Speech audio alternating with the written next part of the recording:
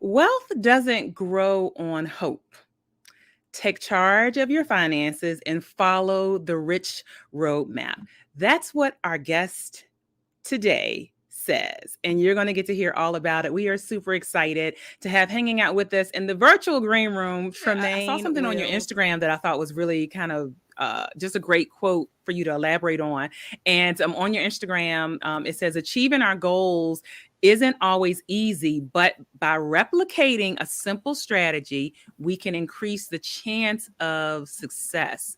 And I think actually that was like from one of your reels. So shout out, you do a lot of great reels. And if you're on Sharvette.com, you can see her links in the show notes. You can see links to connect with her there. So talk a little bit about that. Yeah. So I think when we really get down to the core of why most of us want money, it's so that we can achieve some sort of goal.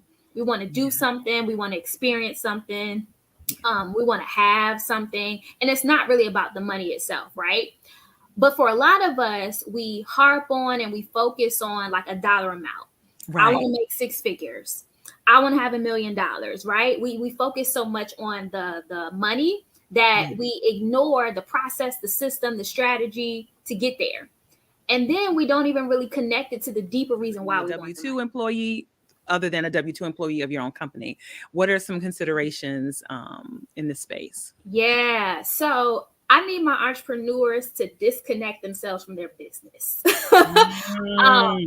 A lot of us, and I don't mean to preach at y'all, but like I talk from a place of experience most of the time. So like I know for me, when I started this company in 2014, it was my baby. Okay. Yeah. This was my child. So when you don't buy with me, when you don't do business with me, I take it away. Right. And I was so wrapped up in the identity of my business that I couldn't separate the two. Yeah. But we have to learn how to be ourselves. And then your business is a separate entity. And you have to manage the finances like that.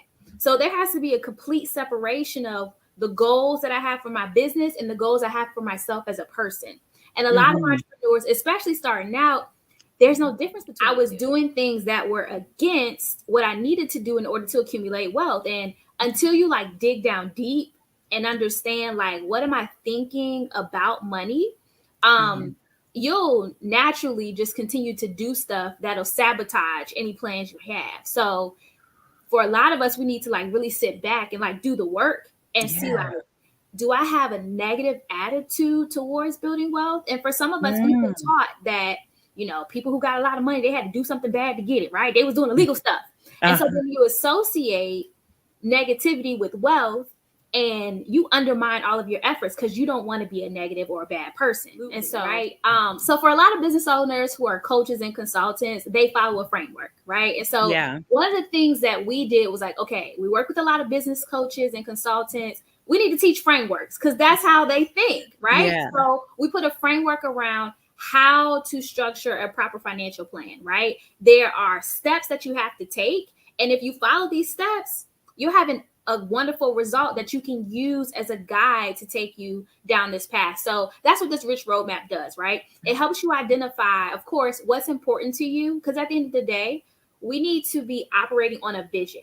Where am I trying to go, right? That's what that starting point will help you do. The R is for reimagine.